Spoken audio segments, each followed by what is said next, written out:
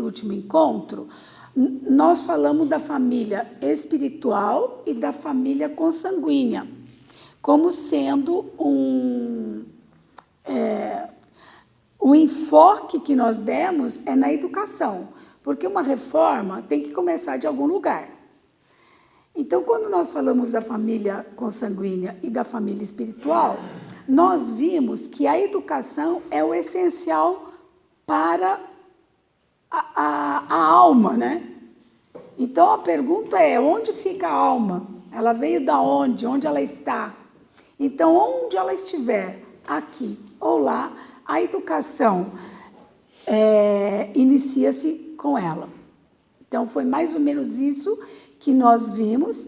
E outra coisa também é que a educação é algo contínuo. A educação não é uma coisa que você aprende, tira um diploma do primário, do ginásio, da faculdade, e esquece, não estuda nunca mais. Muito pelo contrário, a educação da alma é uma adaptação contínua. Ela é um processo. E até a gente percebe, considerando uma das leis, as leis da reencarnação, que faz com que isso aconteça mesmo. Sempre existe o quê? Uma adaptação, e por isso que a educação não está nunca concluída. Ela precisa estar sempre se adaptando. Mas essa adaptação, importante dizer que ela precisa de um instrumento que se chama uma análise, uma lógica, uma análise crítica. Porque se eu não fizer isso, não existe educação. Eu preciso parar, pensar. E o pensamento é a chave dessa educação que nós estamos falando. Porque a gente, nesse processo, a gente sabe que a gente, por exemplo, aqui no planeta Terra, encarnados, a gente troca de papéis. Uma hora a gente é pai, outra hora a gente já não é um pai ativo, né? Porque tudo tem um tempo de validade. Né? Não sou pai e mãe pro resto da vida.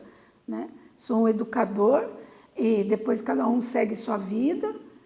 Eu sigo com outros papéis, como, sei lá, e tenho o papel de filha, tenho o papel de mãe, tenho o papel de vizinha, tenho o papel de expositora, de avó, de funcionária. A gente tem muitos papéis na vida. Então, todos eles precisam estar em harmonia. Eles precisam ser parados e pensados. Então, quando a gente fala que a origem é espiritual, é no sentido de que eu sou um espírito eterno. Então, eternamente eu tenho que me educar. Deixa eu ler aqui uma coisa para vocês. Entende-se que família consanguínea não é apenas uma instituição de origem biológica, idealizada para facilitar a composição genética e a hereditariedade, mas, sobretudo, caracteres intelectuais, culturais, sociais, morais e espirituais. Então, é tudo. Eu sou 2 em 1. Eu preciso disso e daquilo e continuar crescendo. Então, isso foi trabalhado na semana última do nosso encontro. E hoje, nós vamos ter que considerar mais o papel do reencarnante. Eu vou trabalhar mais esse papel. O nós hoje aqui. E o que a gente percebe? Que existe traços de caráter de pessoas inadequados. Isso é muito forte. A gente percebe isso quando trabalha na área da educação, principalmente. Né? A gente percebe que existem muitas personalidades desviantes, que não se encontram, que acabam excedendo e se atrapalham na vida. Nós vemos muitas doenças mentais. Nós vemos estruturas cognitivas falhas. O que significa isso? Quer dizer que a pessoa tem ideias morais, principalmente, muito imorais. Ponto. Você falou tudo, né? E nós vemos também que existem crenças irracionais, existem comportamentos alterados, existe tanta coisa mal organizada pelo próprio ser que só podia ser educação mesmo para trabalhar isso. Então, nós temos uma adaptação que deve ser feita num tripé que a gente chama de experiência, treino e conhecimento. São um tripé: conhecimento, treino e experiência. Se a gente fizer isso, a gente já está num caminho bom. O que é conhecimento? Conhecimento é toda vez que eu me informo. Por exemplo, nós estamos aqui nos informando de alguma coisa. Aí eu pego essa informação, que ela tem que ser, tem que ter uma conclusão crítica. Eu pego esse conhecimento e levo para o treino. O que é o treino? Ah, me disseram que fazer desse jeito dá certo. Perdoar, ou qualquer coisa assim que eu aprendo, dá certo. Aí eu tenho que treinar. Tenho que ir lá, bater na porta e falar: você me desculpa, tal, me alterei, qualquer coisa. E depois vem a experiência. Então, conhecimento, treino e experiência. A experiência é muito interessante porque nós temos instrumentos físicos, que é ouvir, falar, sentir o cheiro, né? A pele. Esses instrumentos nos permitem, os 5 sentidos, nos permite fazer o conhecimento e o treino se tornarem reais para nós, reais, fortes. Por favor, sente-se. Porque é o seguinte, eu posso falar quanto eu quiser, mas enquanto você não experimentar, você não acredita, você não sente, você não se envolve. Você tem que pôr a mão na massa para que você tenha e diz assim: não, eu tenho experiência, eu entendo, eu conheço. Sabe aquela coisa que a gente fala: eu já passei por isso? Então, quando você fala eu já passei por isso, é porque você está na fase da experiência.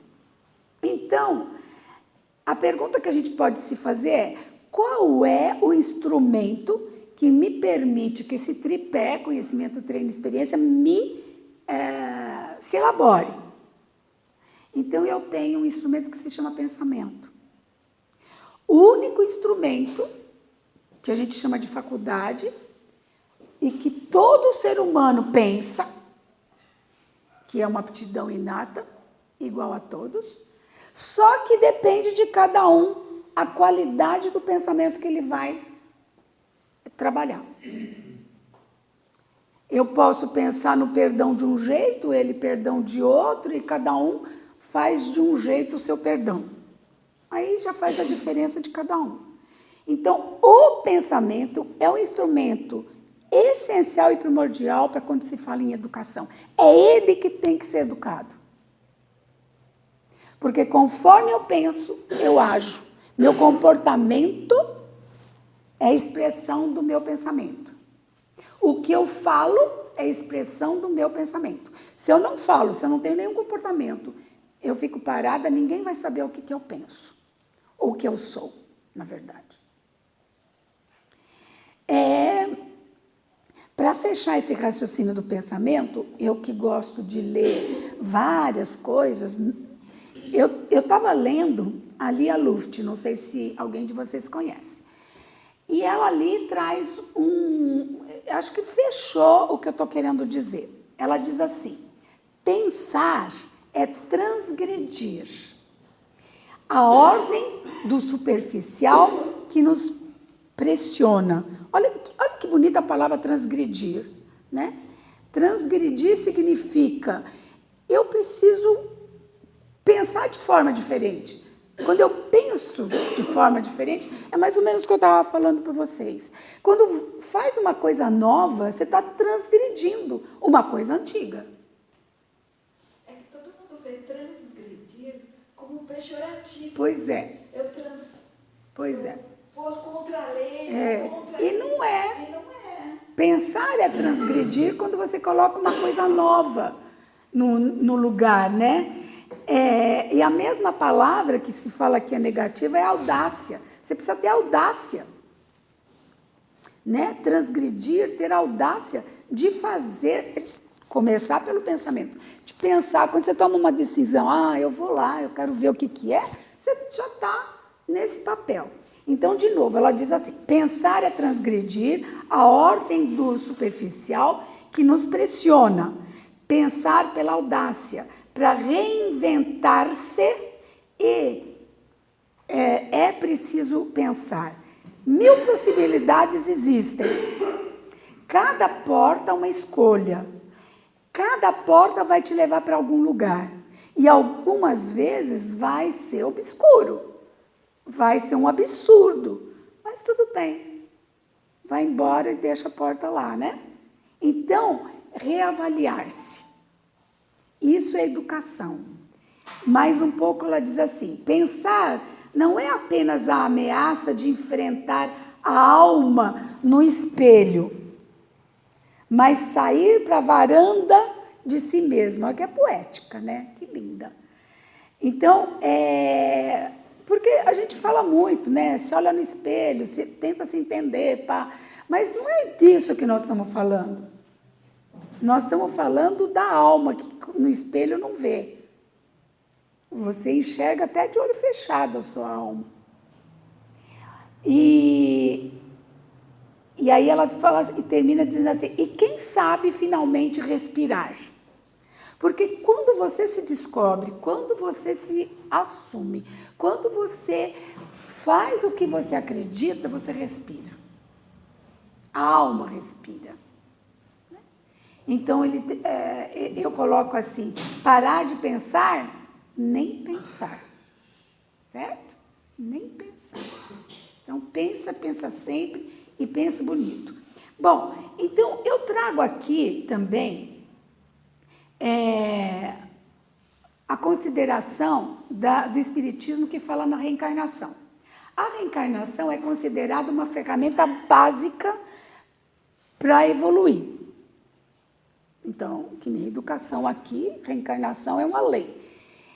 Então, nós estamos falando de o quê? Nós estamos falando de leis naturais agora. Nesse momento, eu saio daqui do cotidiano, porque quando eu tenho que prestar atenção numa coisa que se chama leis naturais, que são leis que eu não enxergo.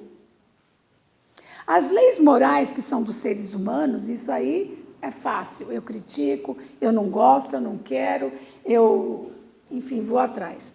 Mas as leis naturais, elas precisam ser descobertas pouco a pouco. E eu vou ler aqui a 614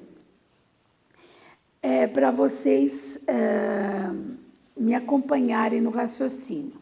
Diz assim, o que se deve entender por lei natural? A lei natural, responde, é a lei de Deus e a única verdadeira para a felicidade do homem. Ela lhe indica que deve fazer o que deve fazer e o que não deve fazer. E ele não é feliz senão quando se afasta dela. E ele não é infeliz se não se afasta dela. Então, a primeira coisa que a gente descobre, que a lei de Deus é o que nos permite ser felizes. Estar em paz, né? Melhor dizendo. Estar em paz no dia a dia, no cotidiano, na luta, nos desafios. Aí tem outra que diz assim, que objetivos abrangem essas leis divinas? Resposta, todas as leis naturais ou divinas, esses são sinônimos, são de Deus, porque é Ele o autor das coisas. O sábio estuda as leis da matéria e o homem de bem estuda as almas. Por quê? Porque a alma é uma lei natural. É algo que a gente não vê, faz parte da lei. Ela cresce, ela se desenvolve, né? Ela tem fome, ela tem sede de evoluir. E nós temos o quê? Que saber como fazer isso. Esse é o nosso trabalho. É como fazer, como alimentar a alma. Aí tem outra também, a 219. Deus deu a todos os homens os meios de conhecer essa lei? Resposta: todos podem conhecê-la, mas nem todos a compreendem. Porque se pega um cientista que descobre a lei da gravidade, por exemplo, que é uma lei divina, eu sei que ela existe, mas sinceramente, eu não tenho o mesmo conhecimento que a pessoa que descobriu. Eu só sei que se eu pegar esse celular aqui e largar, ele vai cair, em vez de sair voando. Vai quebrar. E vai quebrar, e não vai funcionar mais. Então, lei da gravidade, o peso faz ela cair. Então, tá. Aí, mas mesmo assim, apesar de eu ter conhecimento, treino e experiência, porque se eu largar, ela cai, é uma coisa que foi bom que alguém me disse, porque aí eu vou lá, experimento e reconheço. Caso contrário, quem sabe se um dia eu ia descobrir essa lei. Porque é uma coisa que você sabe que vai cair e quebrar, mas você não sabe que é uma lei. Exato. Vai falar, boa. Sabe por quê? Eu vou me sentir culpada. Eu vou falar, poxa, eu não prestei atenção, eu deixei cair, né? E não sei o quê. E aí vem também aquelas outras coisas que são culpa e falta de atenção, papapá. Tudo bem que tem um pouco, mas se essa lei não atuasse desse jeito, no mínimo ela ficava parada no ar, assim, quem sabe? E aí eu não ia ficar com culpa de nada. Bom, então, aí tem outra, que é a 221. Onde está escrita a lei de Deus? Né? Essa é muito interessante também. Que a resposta é simples, ele só responde assim, na consciência. Ponto. Na consciência, olha que lindo, né? Então, a gente descobre o quê? Que todos nós temos consciência, que ninguém enxerga, né? Ninguém sabe exatamente onde ela está dentro de mim, assim. A gente sabe que ela está na mente do espírito, mas é uma coisa tão particular, tão minha, que eu já percebo que Deus está me protegendo, porque só eu que sei o que estou fazendo, e se eu estou com culpas, se eu não estou com culpa, se eu vou refazer, se eu não vou refazer, ela é minha consciência. E, por fim, a 266, que diz assim, Deus deu a certos homens missão de revelar sua lei, é mais ou menos o que eu estava colocando. Sim, em todos os tempos, homens recebem essa missão. São espíritos encarnados com o objetivo de fazer a humanidade avançar. Então, as leis naturais se servem para isso. Para a gente se ajustar nos caminhos da nossa consciência, para que a gente possa evoluir. Agora, por exemplo, eu fiquei pensando, vai lá nos primórdios, lá na época do período neolítico, e imagine aqueles homens que não tinham nem ferramenta nem nada, como que eles descobriram como sobreviver, né? Porque quando a gente fala do período da agricultura, da fase da agricultura, putz, já muita coisa aconteceu, né? Mas imagine o quanto tem que observar, o quanto tem que olhar, o quanto tem que experimentar, conhecimento, treino e experiência, para concluir que aquela folhinha que está lá pode comer, que aquela sementinha ele pode plantar que vai crescer, né? Nós estamos falando de 12, 15 mil anos atrás. Nós estamos no ano 2000.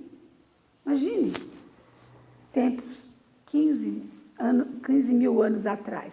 Então, esses caçadores e coletores daquela época, eles fizeram isso.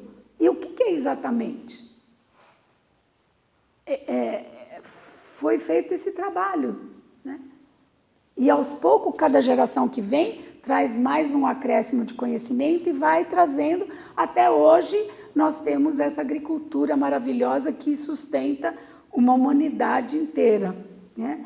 Com esse trabalho que foi feito de formiguinha.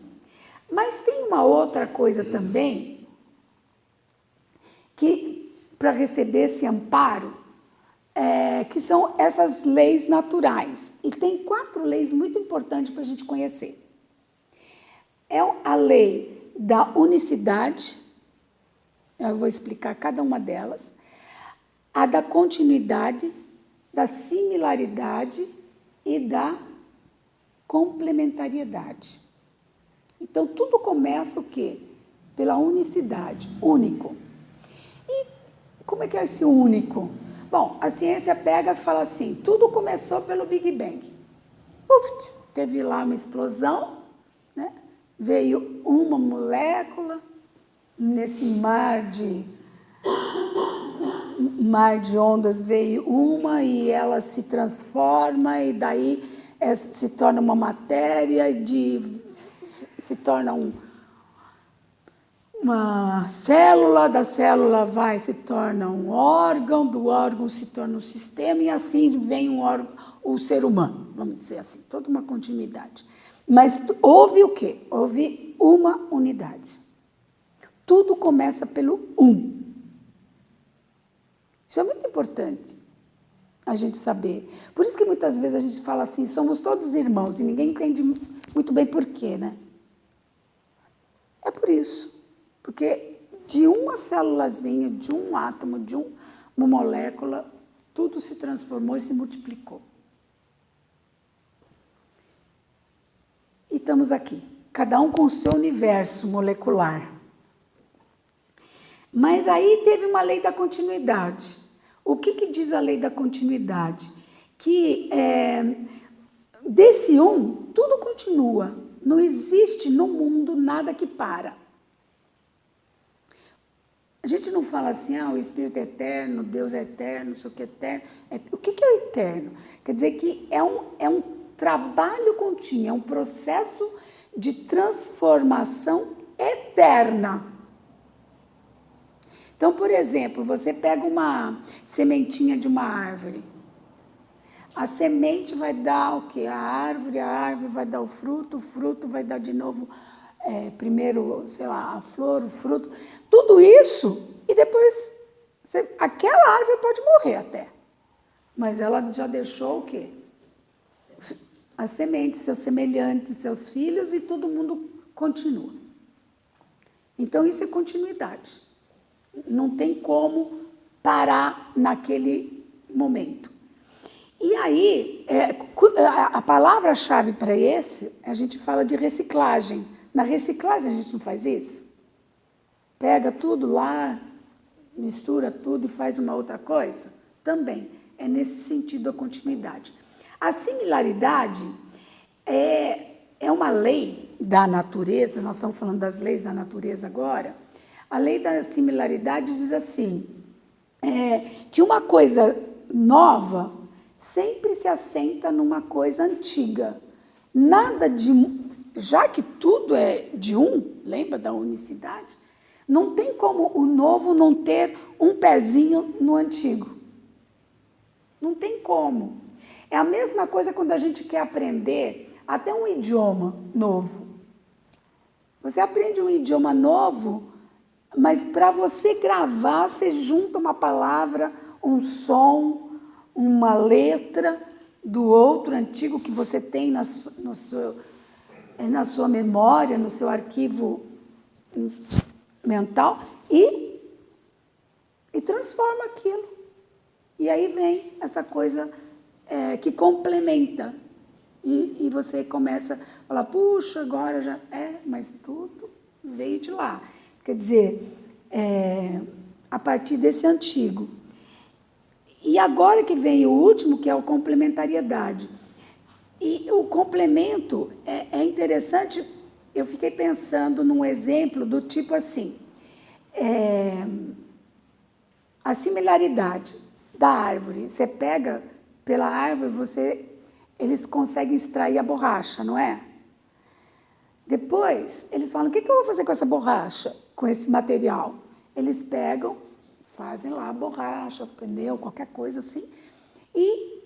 Mas o exemplo que eu posso trazer é fazer uma sola de tênis, com aquela borracha.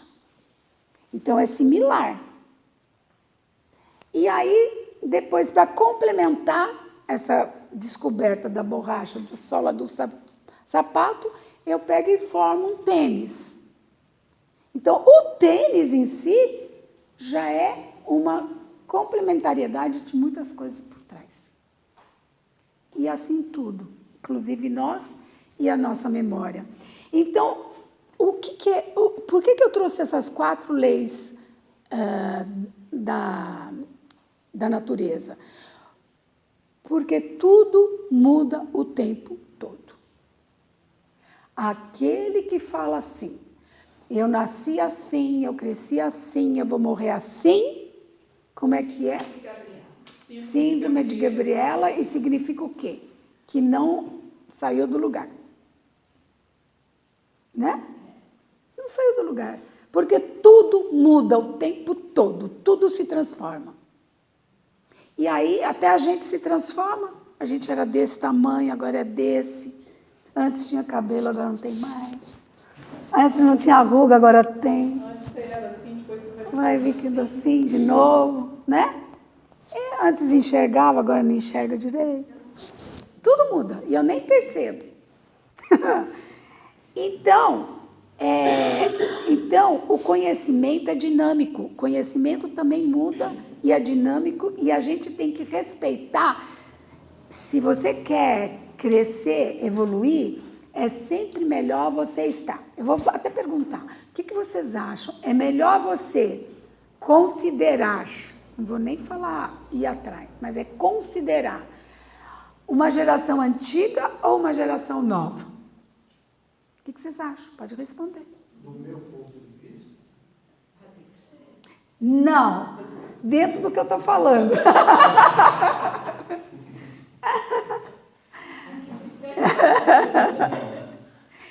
Porque, na verdade, existe... Mas fala, resposta.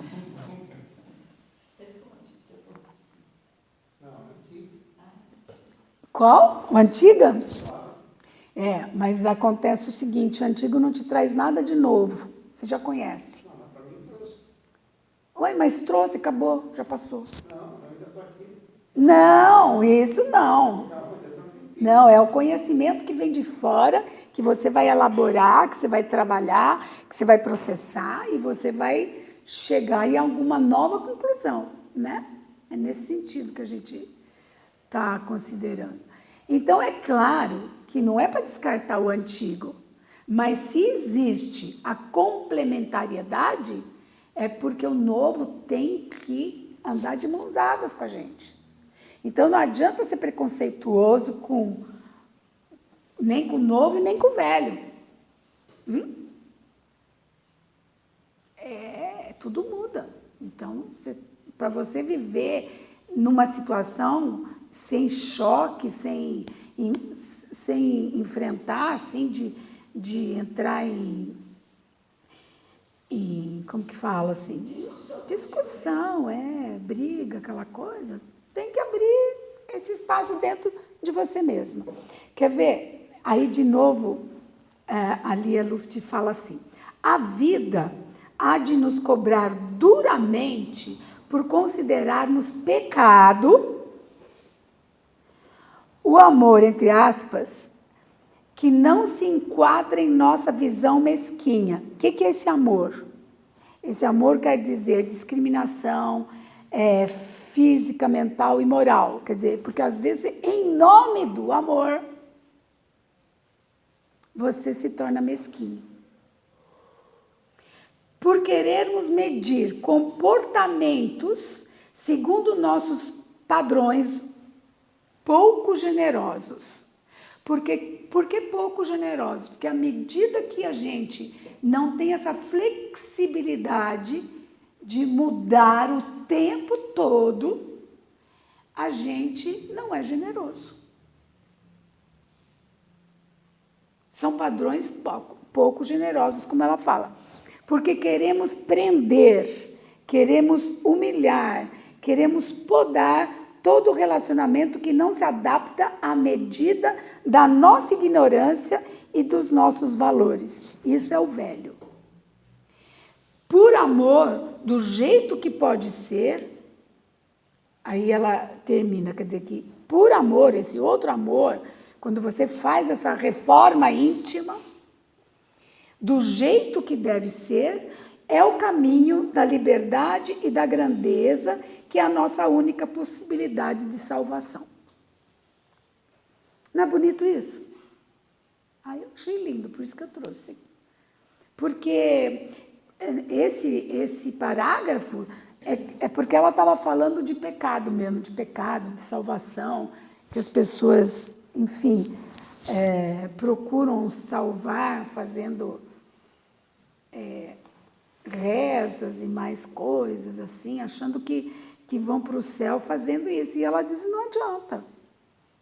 A reforma íntima é essa transformação. E completa assim, compreender que somos inquilinos de algo bem maior do que o nosso pequeno segredo individual. Olha que bonito. O que é segredo individual, gente? Quem que não tem um segredo individual? Né? Então ela fala assim, se você não compreender que somos inquilinos de algo muito maior que o nosso pequeno segredo individual, e que esse é o poderoso ciclo da existência, nele todos os desastres e toda a beleza têm significado como fases de um processo.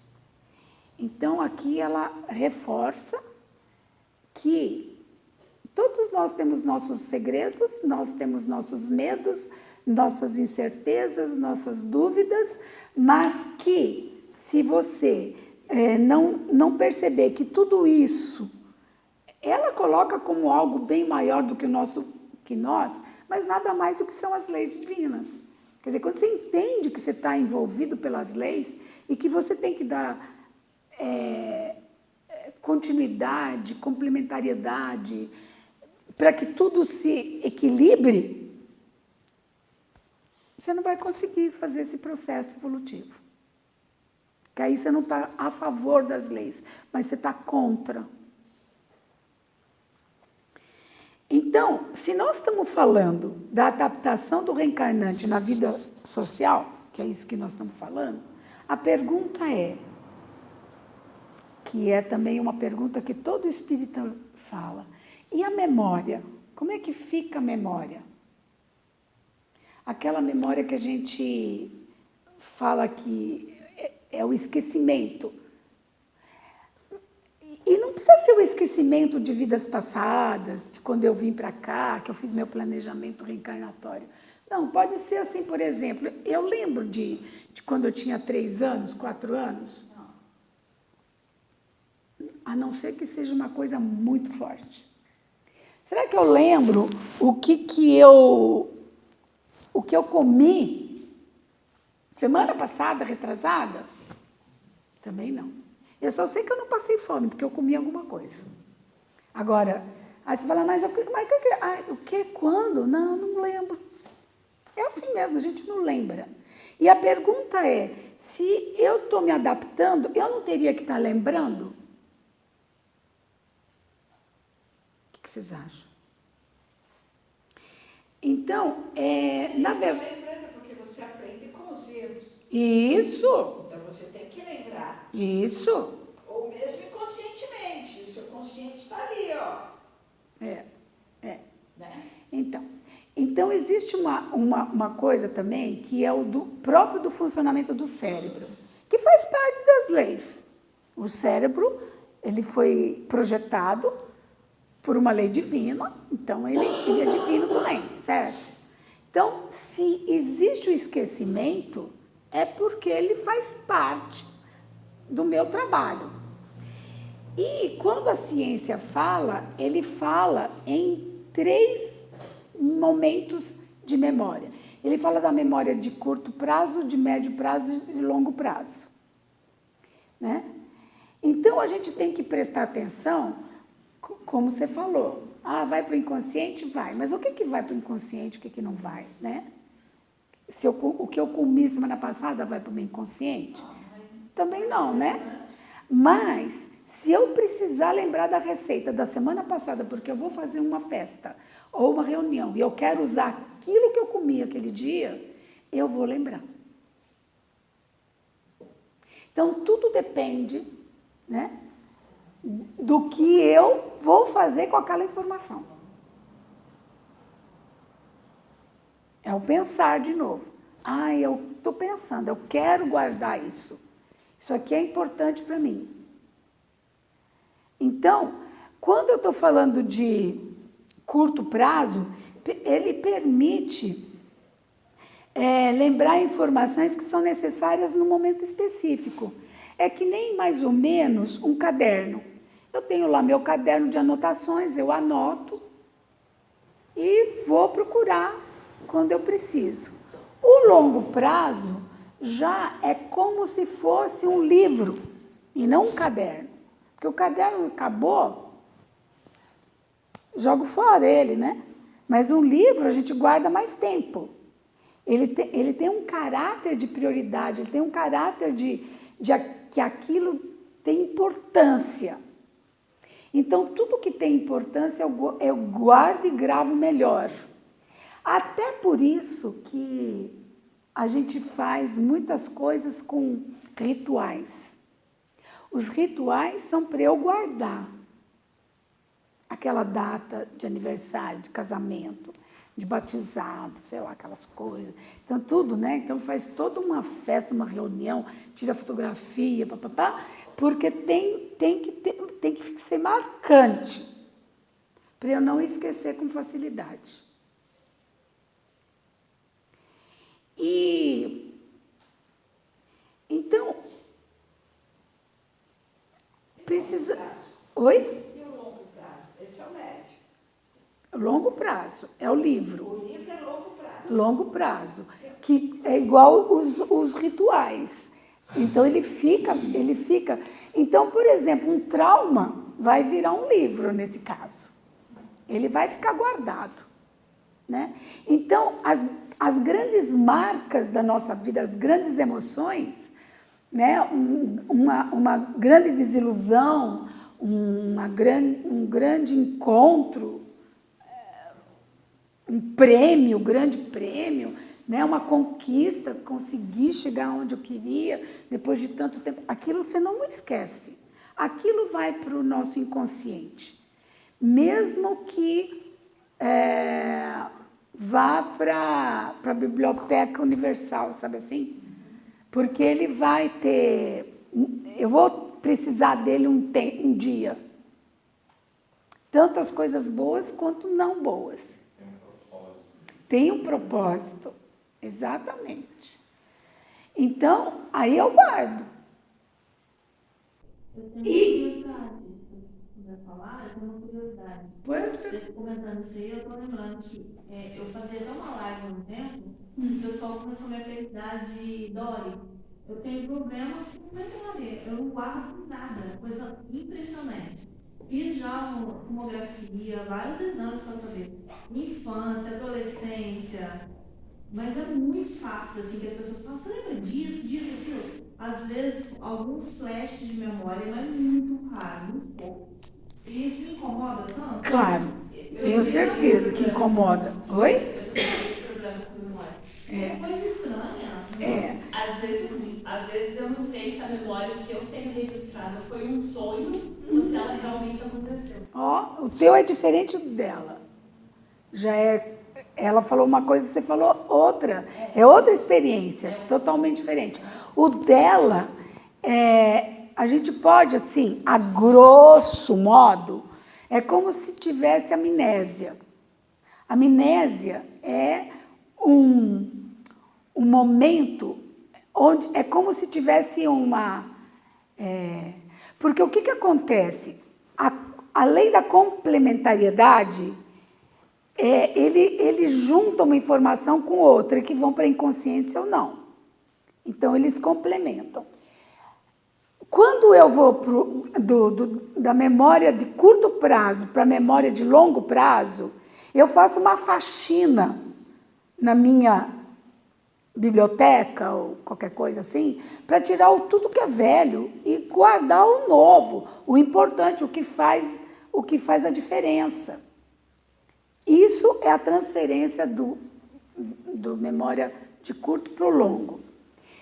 Quando você não consegue fazer isso, já é um problema cerebral e não mental. São duas coisas diferentes. O espírito, ele tem a mente, o corpo tem o cérebro. Então, pode haver algum problema no cérebro. Já que você já fez ressonância, isso, aquilo. Tomografia, enfim. Então. Quer dizer, você está dizendo, na verdade, que o corpo pode não lembrar, mas o espírito lembra. Eu estou falando isso. Não lembra, mas o espírito vai lembrar. O espírito vai lembrar se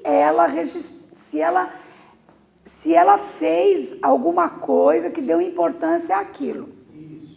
Vai. Um fato marcante. Um fato marcante. O corpo pode não lembrar, mas o espírito vai lembrar. O espírito vai lembrar, porque você passou por isso, não tem como. Então, você fala assim, não lembro do, sei lá, você falou casamento? O que é que você falou? Eu falo que isso é importante que eu vivi, assim, meu marido fala que às vezes pode ser alguma coisa que eu vivi que para eu não sofrer apaga, tipo assim, mas... Bom, isso também existe. Isso também existe. Aí, na psicanálise, a gente sabe que isso existe também. Mas nós não estamos falando disso nesse momento. Mas, assim, ou você guardou ou não guardou. Ou você levou para o inconsciente ou não. É isso que nós estamos tratando aqui. Por quê? Porque quando ele vai no inconsciente, que é o interessante da coisa, o momento em que você precisa, você vai para fazer essas mudanças que nós estamos falando, educacionais e tudo mais, aí é o inconsciente que vai te trazer essas informações. Senão você nem faz essas mudanças. Então, quando eu estou com... eu não sei porquê, mas eu não estou bem, eu estou triste, não sei o quê. É alguma coisa, é como se fosse uma panela de pressão jogando ali e falando, olha essa informação, presta atenção, alguma coisa está acontecendo.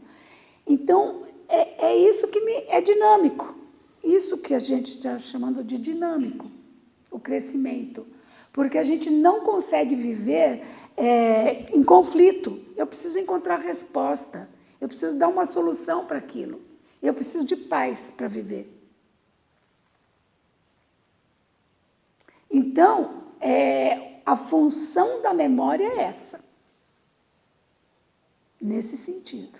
Então, como eu estou falando do encarnante na sociedade, como ele atua, por isso que eu estou falando desta memória.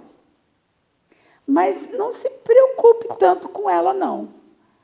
Por exemplo, tem criança, por exemplo, eu tenho uma dificuldade gigantesca de guardar nome de pessoas. Eu tenho, o que eu vou fazer? Aí, eu tento trabalhar isso, às vezes eu pego o nome de uma pessoa que para mim é importante, eu não posso esquecer de jeito nenhum. Eu pego esse nome, escrevo umas 500 vezes no papel. Aí daqui a pouco, deixo lá. sabe? Porque você tem que fixar. Isso é outra coisa muito importante. Quando você tem que fazer uma experiência e quer... você precisa, como é que se diz? Ter um método para fixar aquela informação. Você tem que ter um método. Principalmente quando a gente tem dificuldade. E a parte educacional ensina muitos métodos para a gente, né? Bom,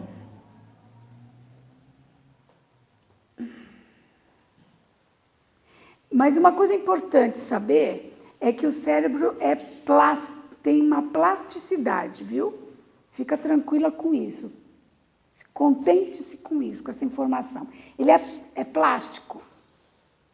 Ele absorve bastante coisa, ele tem condição de se refazer. Então, se hoje você não tem muita plasticidade, você pode vir a ter. Isso não é um grande... quer dizer, existe condição de ter essa memória que você almeja. Nós falamos desse, deixa eu ver aqui. Também uma informação meio poética. Os ganhos ou os danos dependem da persistência e possibilidade de quem vai tecer sua história. Então, o mundo em si não tem sentido sem o nosso olhar que lhe atribui identidade e o pensamento que lhe confere a ordem. Então, veja bem, tanto os danos quanto os ganhos dependem primeiro da sua perspectiva. Então, você está com uma perspectiva, eu não consigo. De duas, uma. Ou você se aquieta com isso e percebe, para que também eu quero saber daquilo outro? Ou então, seleciona o que você precisa fazer e coloca um método nele, para fixar. Entende?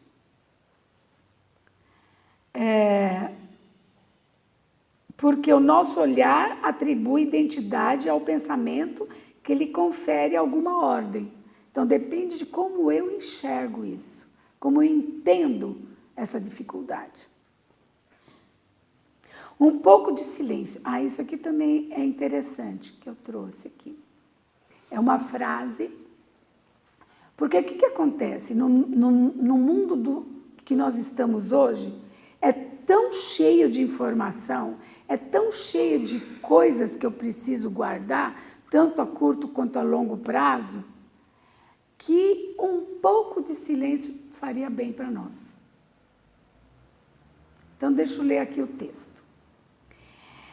Um pouco de silêncio nessa trepidante cultura de agitação e barulho, gostar de sossego é uma extravagância. Tem gente, nossa, mas você não está fazendo nada? Parece uma extravagância, né? Sob pressão de ter de parecer, porque você tem que parecer, você tem que participar, você tem que adquirir. Então, nós assumimos obrigações desnecessárias, outras impossíveis, algumas que não combinam com a gente e que nem nos interessam. E a gente acha que a gente precisa lembrar disso, daquilo outro. E o que a gente vai fazendo com a nossa caixa mental? Ela, sabe, ela não suporta tanta coisa ao mesmo tempo. Então, às vezes a gente se sente acuado pelos compromissos, pela opinião alheia, pelo relógio, para ser bem produtivo, para ser bem informado. E aí, Pela lente do outro. Exatamente. Porque o outro só vai enxergar se eu estou quieta ali, olhando para o alto, né? Ele não sabe o que eu estou pensando. Ele não sabe que eu estou meditando. Ele não sabe que eu estou concluindo. Ele não sabe que eu estou pondo meus pensamentos em ordem. Ele só me vê assim, olhando para o teto. Né?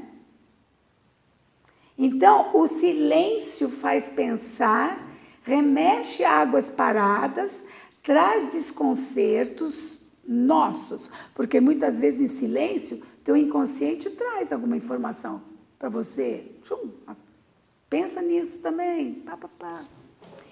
Então, a mente transmite, resumindo tudo o que eu estou falando, é porque a mente, que é do espírito, transmite para o cérebro informações importantes para que a encarnação atual seja mais aberta, com possibilidade de o cérebro adquirir informações pertinentes ao momento, bastando para isso que ele receba o estímulo também necessário para fazer esse trabalho de seleção do pensamento e tal. Então, mais uma vez, a organização mental é tão importante quanto a organização familiar, porque nós falamos da organização da família orgânica e família consanguínea. Então, no último encontro, nós falamos como uma coisa é importante com a outra. E pensar e organizar o pensamento é tão importante quanto isso, que deveria funcionar como uma máquina cujas diversas engrenagens são planejadas para funcionar harmonicamente. Então, tudo tem que ser harmonioso. Uma coisa tem que estar em conjunto com a outra, complementando, né? Na lei da complementariedade. Então, gente, como nós estamos no nosso horário, e falando de educação, eu só digo o seguinte: eduquem-se, porque ao se educar, você vai dando no mínimo, um bom exemplo para quem tiver olhos de ver.